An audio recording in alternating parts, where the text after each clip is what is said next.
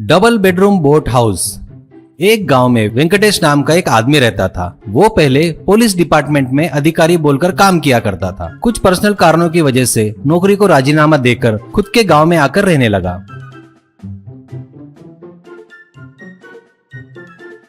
उसका लक इतना खराब था, शायद उसकी 2 शादियां हो गई थी। उसकी पहली पत्नी का नाम ऐश्वर्या था, बच्चे भी थे। उनके साथ वो अपने पुराने घर में रहता था।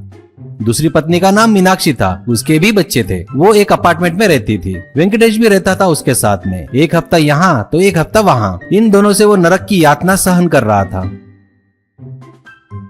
हफ्ते भर बाद वेंकटेश मीनाक्षी के घर से ऐश्वर्या के घर में आता था। ऐश्वर्या सुबह के 6 बजे आना पता नहीं क्या, उसके यहाँ तो 1 घंटे पहले भाग कर जाते हो। पहले पत्नी से ज्यादा दूसरी पत्नी को चाहते हो क्या तुम? छी छी, जबान दिए इसीलिए मुझसे पूछे बगैर उसे शादी कर ली ना तुमने। ऐसा बोलकर चिल्लाती है। ऐसे ही मीनाक्षी के घर जाते ही क्या बात है, वाह उसके साथ मस्त एंजॉय करके आ रहे हो क्या? चेहरा चमक रहा है। जब मुझसे प्यार किया था तब घर वालों को मनाने तक कभी नहीं रुके, उससे शादी कर ली। शर्म नहीं आई क्या तुम्हें? ऐसा बोलकर झगड़ा करती थी। वेंकटेश ब्याज से पैसे देने का धंधा करता था। उसके 2 असिस्टेंट भी थे। उनका नाम मोहन और रंगा था। मोहन ऐश्वर्या का भाई था तो रंगा मीनाक्षी का भाई था। दोनों के बहनों की आपस में बनती नहीं थी, पर ये दोनों अच्छे दोस्त थे और इनके जीजाजी बोले तो बहुत पसंद भी थे और उनकी इज्जत भी करते थे। इन दोनों को बार में ले जाकर इनके साथ पीकर वेंकटेश अपना दुख इनको बताता था। दोनों भी लोग जीजाजी को दिलासा देते और संभालते थे। वेंकटेश उनसे कहता है, यार मेरी जिंदगी ऐसी झंड हो गई है, क्या बताऊं। कभी कभी लगता है सब कुछ छोड़कर संन्यास ले लूं। ऐसा बोल के रोता है। मोहन चुप हो जाओ जीजाजी, चुप हो जाओ। ये जो समय चल रहा है ना, आगे जाके सभी समस्याओं का समाधान करेगा। लो जीजाजी और एक पेग ले लो। तभी रंगा, सांड जैसे हो, पुलिस डिपार्टमेंट में काम किए हो, फिर भी ऐसे रो रहे हो, ये ठीक नहीं है जीजाजी। वो बोला ना वैसे ही समय ही समाधान करेगा। एक पेग मार के चिकन पीस खाओ करके दिलासा देता है। एक दिन ऐश्वर्या, क्या जी ये पुराना मकान मुझे पसंद नहीं है। तुम्हें कितनी बार बताऊं, उसके लिए डबल बेडरूम फ्लैट और मेरे लिए पुराना सड़ा घर। मुझे अभी अर्जेंट डबल बेडरूम फ्लैट चाहिए। फिर मीनाक्षी कहती है, मैं आपको कितनी बार बताऊं, मैं इस घर में बोर हो गई हूँ। मुझे केरला में रहता ना वैसा बोट हाउस चाहिए। नई शादी हुई तब बोट हाउस लेके देंगे करके वादा किया था ना तुमने, भूल गए क्या? या वो मना कर रहे हैं? ये सब सुनकर पगलाया हुआ वेंकटेश अपने सालों के साथ बार में आता है। जो उसके साथ हुआ वो बताकर दुखी होता है।